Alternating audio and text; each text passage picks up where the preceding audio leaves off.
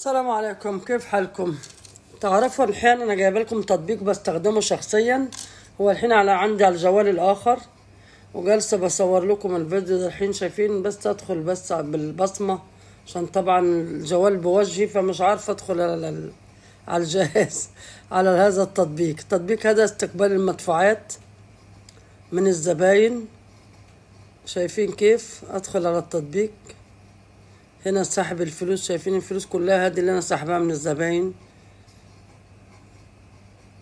من كام من يوم بعت منتج كده، رحت وصلت لزبون في دبي ب450، اخد مني 15 درهم ورسلوا لي 435. المهم ما علينا. طبعا لما تحمل التطبيق عن طريق يوديك الرابط، هما بيعطوني 5000 لمدة شهر مجاني، ما ياخدوش مني اي عمولات، يعني اسحبهم من الزبائن مجاني. شايفين كيف؟ ما شاء الله.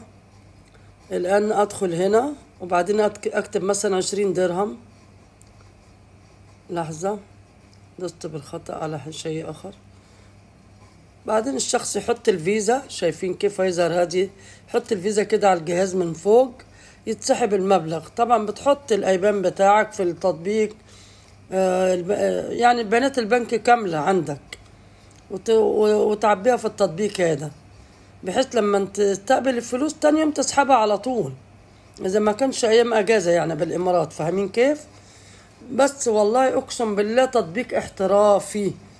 الله يسعد قلب اللي اخترع هذا التطبيق، عن جد تطبيق نفعني مرة. الزبائن كمان فيها ثقة، بيحط الفيزا واثق، لان انا بطلع فعاليات طبعا ابيع اغراض منتجاتي. شوفوا الفيديوهات السابقة وانتوا تعرفوا ذلك. فنفعني كمان. رحت لزبون من كم من يوم ما عندوش كاش، اللي هي 450 دي، راح دافع لي بالفيزا. فما شاء الله. شايفين كده بيعطيني ايه؟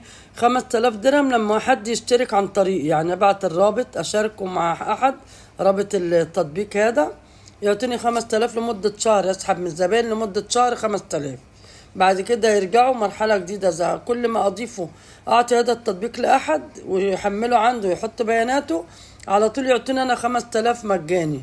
يعني اسحب استقبل مدفوعات من الزبائن لمدة شهر 5000 درهم.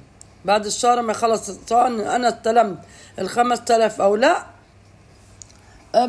خلاص بتخلص. هو مدة شهر وخلاص، ان شاء الله حتى درهم واحد، لكن هي لمدة شهر. وهنا السحب، طبعا ما عنديش فلوس عشان اسحبها، عشان اوريكم كيف السحب. السحب اهو مكتوب سحب الفلوس، وتحط المبلغ المضاف اللي انت بعت بيه، تكتبه وتكتب وتدوس على كلمة سحب، يسحب المبلغ وتاني يوم بيوصلك على حسابك.